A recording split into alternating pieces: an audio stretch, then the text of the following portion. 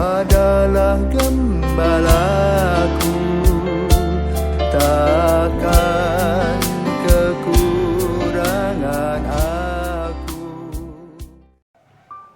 Saudara-saudara terkasih, selamat pagi. Salam jumpa lagi dalam Sabda Siap Saji Senin 15 Maret 2021.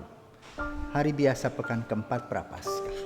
Dan nama Bapa, Putra, dan Roh Kudus. Amin. Bapa penuh kasih, baru saja saudara-saudari kami di Bali yang beragama Hindu merayakan Hari Raya Nyepi, di mana mereka merefleksikan karya kasih-Mu melalui penciptaan, yang mana penciptaan tadi perlu dipelihara. Maka mereka mengadakan waktu secara khusus untuk tidak berjalan-jalan, untuk tidak macam-macam gerakan, tetapi mereka duduk dengan tenang merasakan kehadiran-Mu dalam tapa berata. Kami pada hari ini juga mendengar dari Injil bagaimana Yesus berkarya, beraktivitas menyembuhkan seorang anak karena sang ayah mempunyai iman yang teguh. Maka ajarilah kami agar kami senantiasa mempunyai iman yang kokoh dan teguh, sehingga apa yang kami inginkan dan kami rencanakan ke depan akan berhasil berkat-Mu sendiri. Demi Kristus, Putra-Mu dan pengantara kami, kini dan sepanjang masa. Amin. Tuhan bersamamu dan bersama roh-Mu. Inilah Injil Yesus Kristus menurut Yohanes.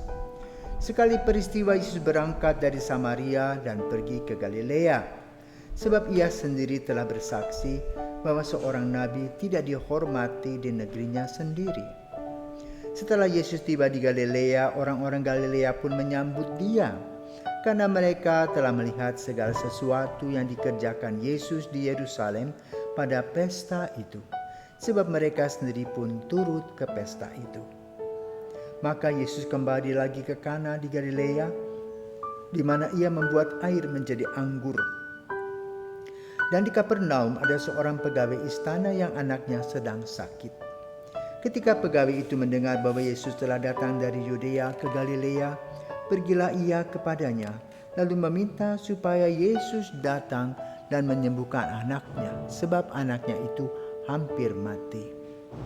Maka kata Yesus kepadanya, "Jika kamu tidak melihat tanda dan mujizat, kamu tidak percaya."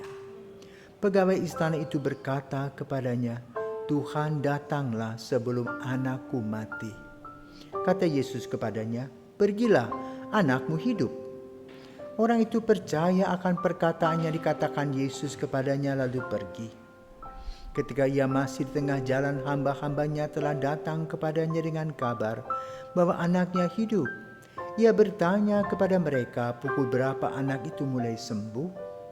Jawab mereka, "Kemarin siang pukul 1 demamnya hilang." Maka teringatlah ayah itu bahwa pada saat itulah Yesus berkata kepadanya, "Anakmu hidup." Lalu ia pun percaya, ia dan seluruh keluarganya. Dan itulah tanda kedua yang dibuat Yesus ketika ia pulang dari Yudea ke Galilea. Demikianlah Injil Tuhan. Terpujilah Kristus. Saya mempunyai pengalaman berpuluh tahun yang lalu di seminari Tuke. Biasa minggu keempat adalah minggu bebas yang sekarang dikenal sebagai minggu pesiar. Mereka boleh berangkat sekitar jam 9 dan kembali pada jam 3 sore.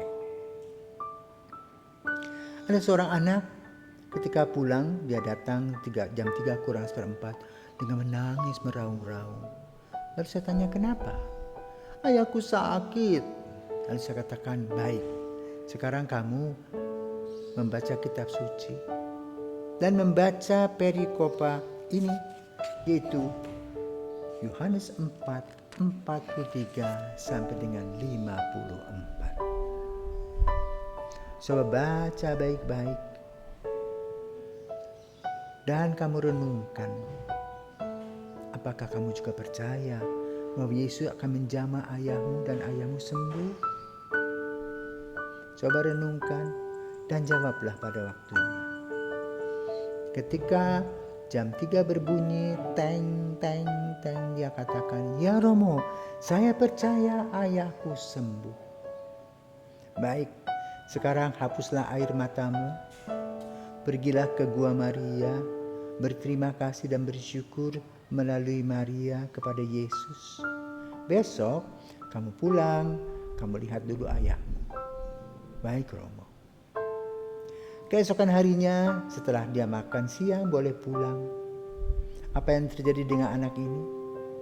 Dia lompat-lompat dengan sukacita. Kenapa kamu lompat-lompat?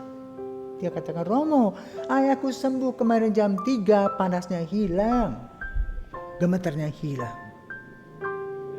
Maka teringatlah saya akan Injil pada hari ini yang dilaksanakan oleh Yesus kepada seorang pegawai istana yang anaknya sakit. Dengan iman ada kesembuhan. Pada saat ini kita mengalami masa COVID. Banyak kesulitan yang kita alami. Pekerjaan diputus, apalagi sektor pariwisata di Bali tidak ada lagi. Yang kita dengar adalah satu persatu orang kena COVID, bahkan ada yang meninggal. Bagaimana kehidupan kita sehari-hari? Kita tetap menggunakan masker, menjaga jarak, mencuci tangan. Tapi bagaimana dengan makan kita karena uang tidak ada? Nah, di sini iman kita diuji dan dicoba. Apakah kita percaya akan karunia dan kasih Yesus? Maka kita dengan apa yang ada, kita boleh membelanjakan uang kita secara hemat. Bukan lagi berfoya-foya meninggalkan gaya hidup kita yang hebat-hebat. Sekarang cukup makan, cukup minum, cukup istirahat. Itu sudah bisa kita syukuri. Karena apa? Ketika kita mendapatkan banyak rezeki dalam kelimpahan, kita tidak pernah bersyukur kepada Tuhan. Kita anggap kecil-kecil saja. Dulu kita katakan 1.000 biasa, tidak ada artinya. Sekarang 1.000 itu berharga. Maka mari saudaraku terkasih, melalui Injil pada hari ini kita belajar untuk beriman kepada Yesus dan percaya. Dengan usaha-usaha kecil-kecilan kita. Bukan lagi berpikir yang besar-besar, tetapi yang ada di depan mata.